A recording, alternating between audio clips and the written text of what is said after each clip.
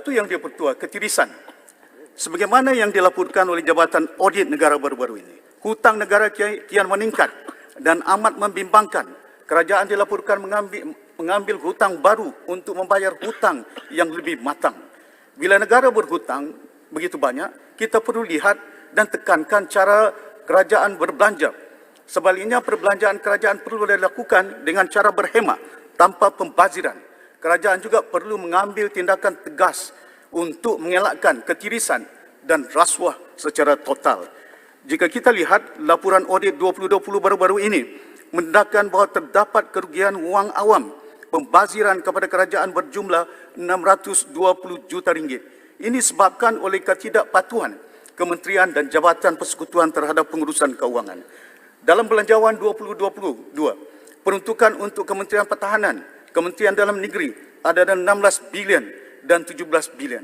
Namun jika kita lihat pendedahan yang dibuat oleh Jabatan Audit Negara untuk tahun 2020, terdapat banyak ketirisan yang berlaku. Sebagai contoh, projek U-Custom, kelolaan Jabatan Custom di Raja Malaysia, sebanyak 273 juta telah dibayar sejak 8 tahun projek bermula. Namun sehingga kini, projek tersebut masih tidak disiapkan oleh vendor walaupun dibenarkan pelanjutan sebanyak 5 kali. Selain daripada itu juga, mengenai kes kapal peronda LCS TLDM yang didedakan oleh Public Account Committee baru-baru ini pula, turut dilaporkan bahawa 6.08 bilion ringgit telah pun dibayar. Namun tiada satu pun kapal peronda tersebut dapat diserahkan kepada TLDM.